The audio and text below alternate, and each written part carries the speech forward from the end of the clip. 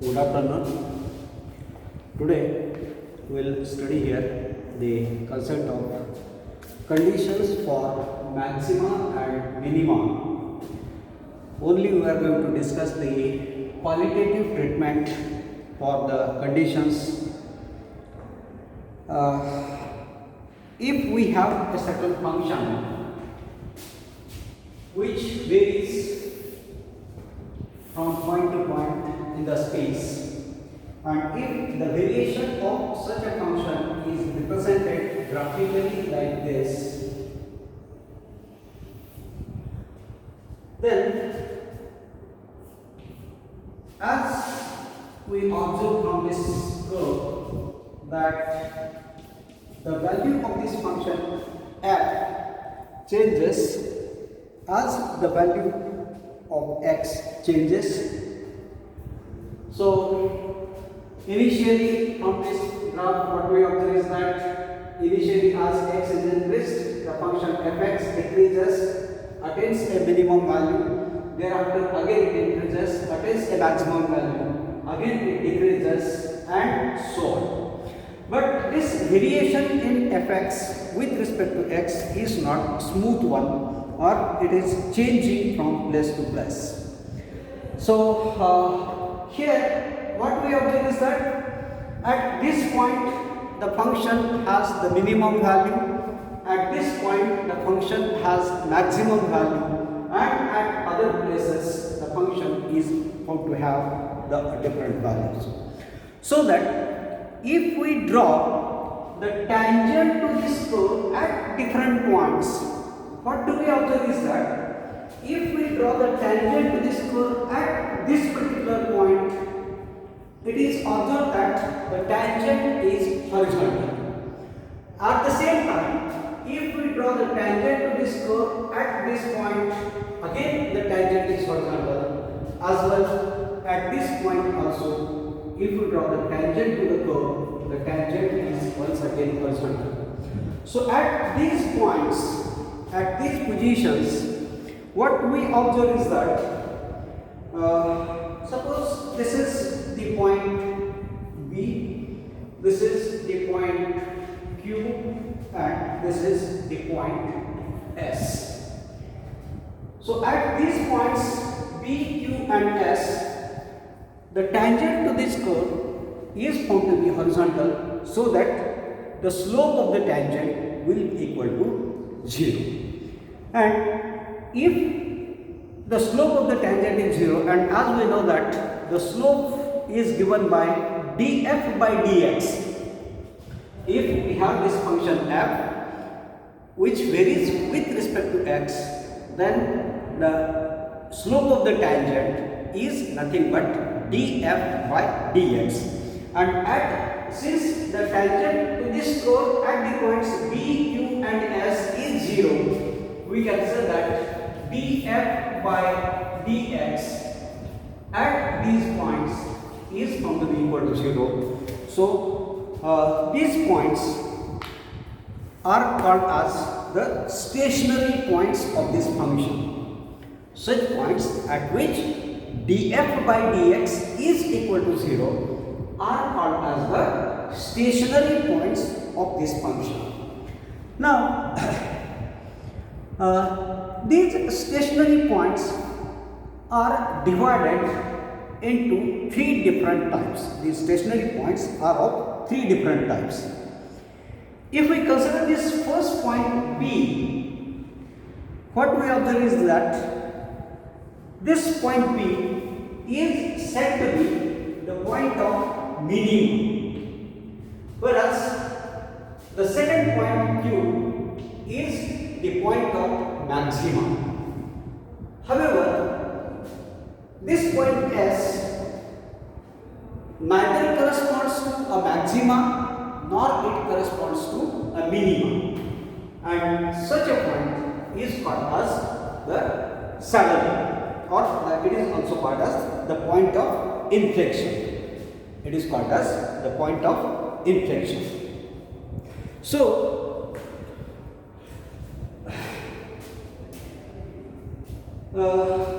how this slope changes as we move from that we want to discuss here. This point B is said to be the point of minima because suppose we have this point A. So here we have the point A, this is the point B, and here we have the point C. So as we move from the point A to B and B to C, what we observe is that initially as we move from A to B, the value of the function decreases, the value of the function fx decreases, so that the value of df by dx will be negative in this region.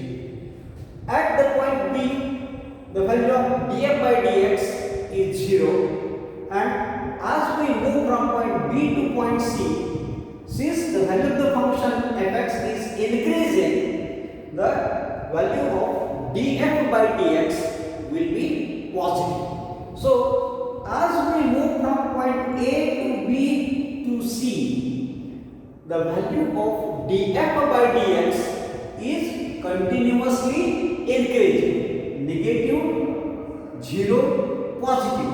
So, it is continuously increasing, so that if we evaluate the value of d2f by dx2, the value of d2f by dx2 will be positive.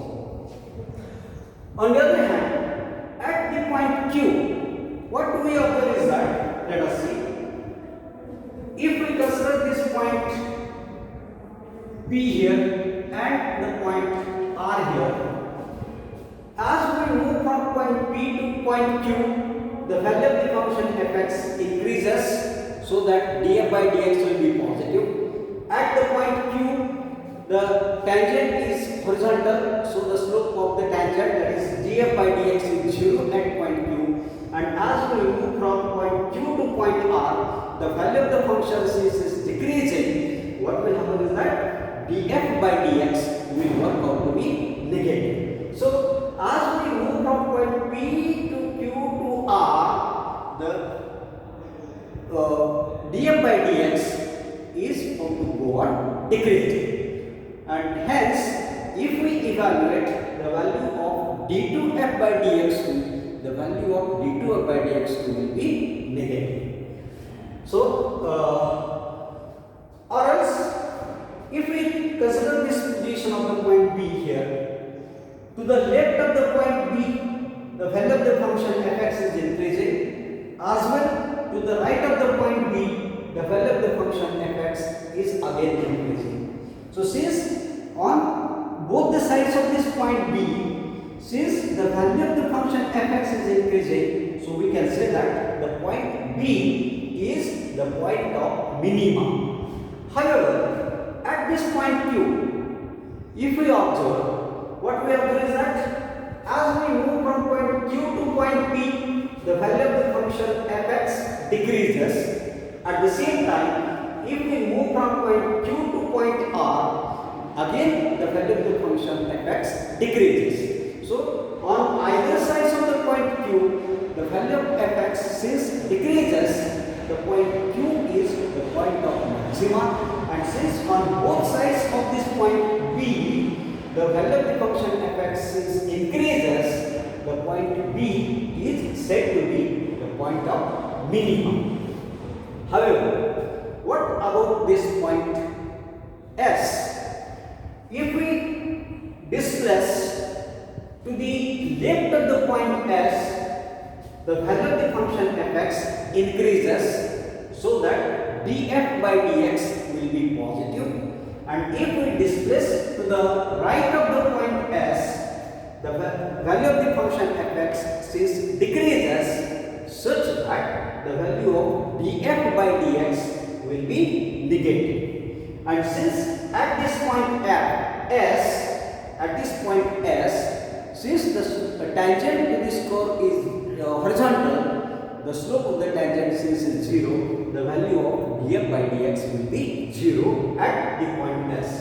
So, what we observe here is that whether the given point is the point of maxima or minima, how to know that? So, the first necessary condition for the given point of the given function to be a saddle point, or it is the stationary point, is that the value of df by dx must be equal to 0. So this is the first necessary condition, that the given point x is a stationary point of the given function f. Now once we know that the given point is a stationary point of the given function, then the question arises whether the given point is the point of minima, or whether the given point is the point of maxima, or whether it is the point of inflection, like this point S. So let us see these three types of conditions or categories of the stationary points one by one. First, at a stationary point,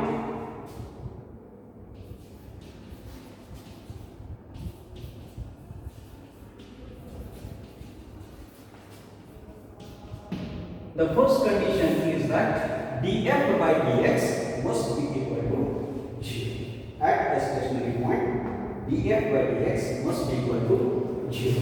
And in addition to this condition, that df by dx is equal to 0, for minima,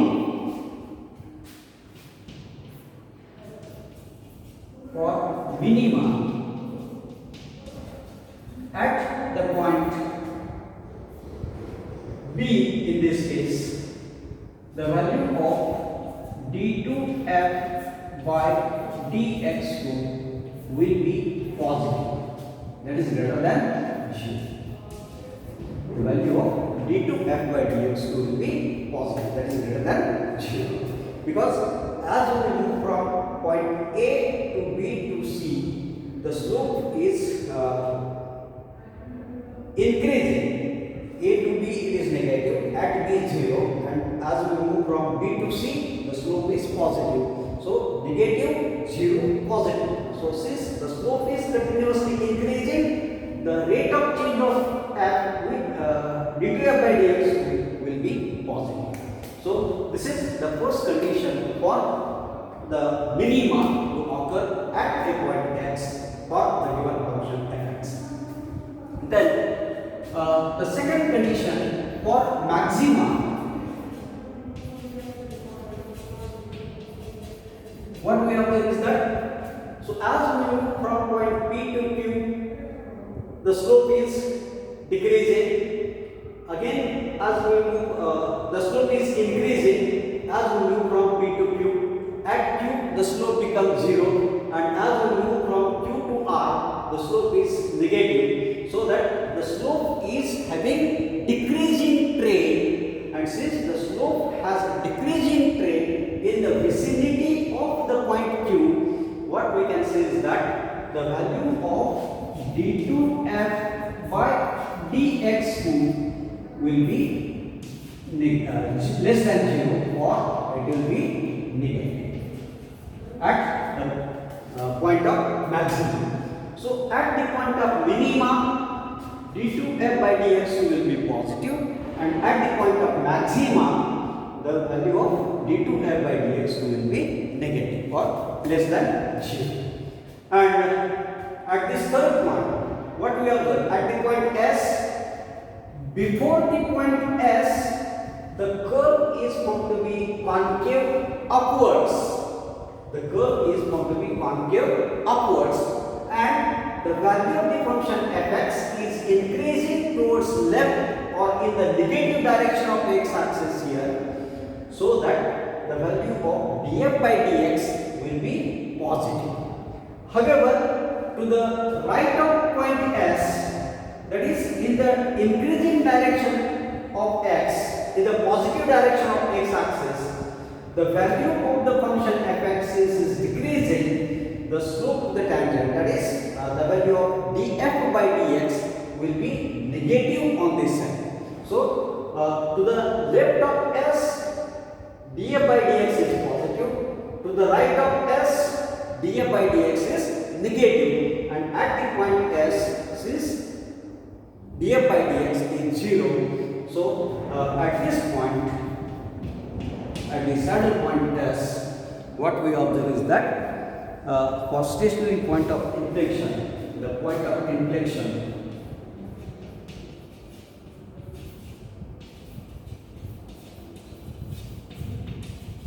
the value of d2f by dx will be equal to 0. So these are the conditions for maxima, minima, that is for the stationary points for a function fx of the variable x. So that is about these conditions for maxima and minima, the only qualitative treatment for a function of only one variable x. So here we can have the function of two or more variables as well. So let us see the conditions for maxima and minima for a function of say two variables x and y.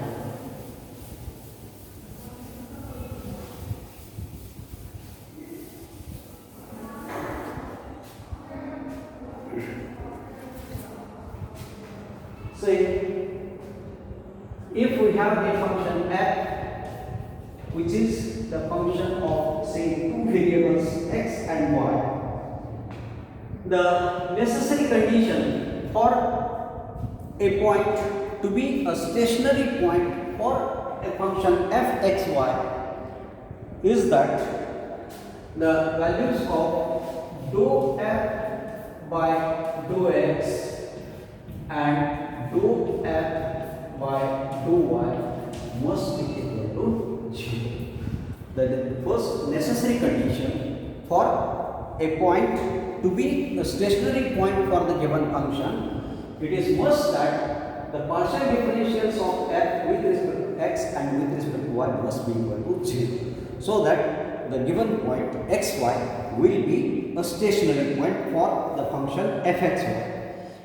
Now, once we observe that the values of dou f by dou x and dou f by dou y are 0, then for all these stationary points, what we observe is that for all stationary points, fx is equal to fy must be equal to 0.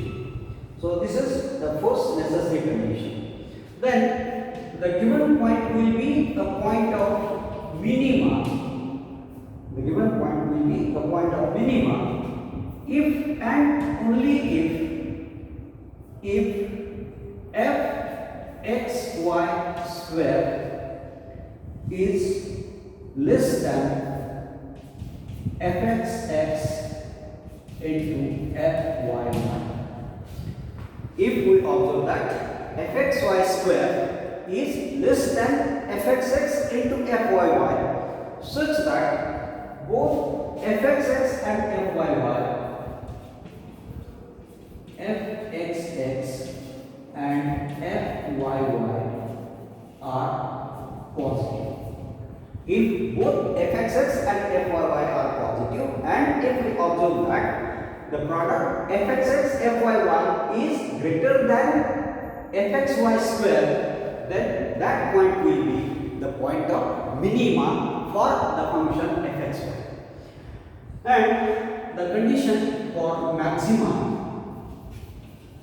is that the point will be the point of maxima if fxy square is once again less than fxx into fyy, but in this case both fxx and fyy are negative.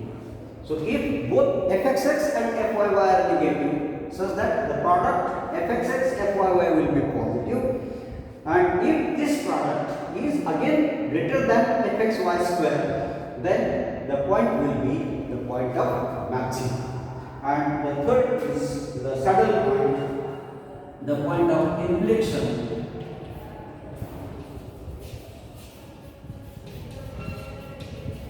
will be the point of inflection, the saddle point. If fxy square is greater than fxx, fxy square is greater than fxx into f. So these are the conditions for maxima and minima for a function fx, which is the function of two variables. As well, we can have the function of more variables also, but we are not going into much details of it. So that is the concept of the maxima and minima, the conditions for maxima and minima. You must remember the conditions for maxima and minima for a function of only one variable. These conditions for maxima and minima for two variables may not be of much interest from the examination point of view.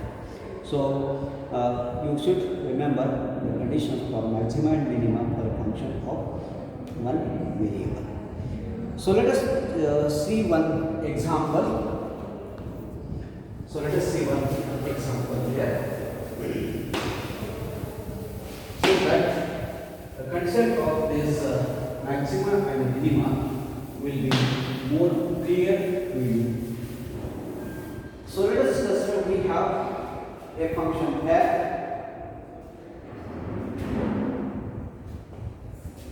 fx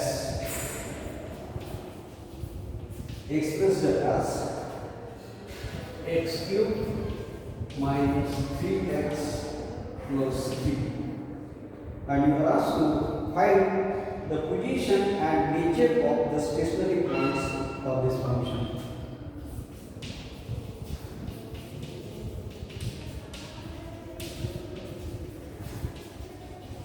Find position and nature of stationary points. So the first criteria for stationary point is that df by dx must be equal to 0. This is the first necessary condition, that at or for a given value of x, the value of df by dx must be equal to 0. So we are given fx to be equal to x cubed minus 3x plus 3. So differentiating this f with respect to x, we get df by dx is equal to 3x square minus 3. And if it is equated to 0, we get this expression as x square minus 1 is equal to 0. And this x square minus 1 equal to 0 can be expressed as x plus 1 into x minus 1 equal to 0. And this implies x is equal to, if we equate x plus 1 equal to 0, this first bracket to 0, this implies that x is equal to minus 1. And if we equate the second bracket to 0, we get x minus 1 equal to 0.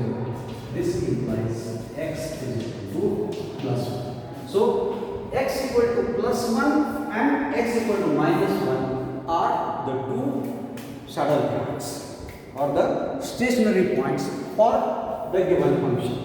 And once we know that these are the stationary points for the given function, then now we want to check the nature of this stationary point, whether at the point x equal to minus 1 there is maxima or minima for the given function, or at the point x equal to plus 1 whether there is maxima or minima at that point. So to check this type of nature of this stationary point, what we need to do is we need to evaluate d2f by dx. So we have df by dx is equal to 3x square minus 3. So differentiating this df by dx once again with respect to x, we get d2f by dx2 is equal to 6x. Differentiating df by dx with respect to x, we get d2f by dx2 is equal to 6x. So if d2f by dx2 is equal to 6x, then for x is equal to plus 1. So if we substitute the value of x is equal to plus 1 here, this implies d2f by dx2 to be equal to plus 6. And since d2f by dx2 is greater than 0, is positive, what we can conclude is that since d2f by dx2 is positive, the point, therefore point x equal to plus 1 is the point of maximum. Positive, d2f by dx2 is positive, so it is the point of minimum. And for x is equal to minus 1, this implies d2f by dx2 to be equal to minus 6. And since d2f by dx2 is less than 0, therefore what we can conclude is that x is equal to minus 1 is the point of maximum. So for the given function, the point x equal to plus 1 is the point of minima, and the point x equal to minus 1 is the point of maxima. So that is how we can check the nature of the stationary point for a given function fx. So that is about the conditions for maxima and minima, and with that we will stop here. Thank you.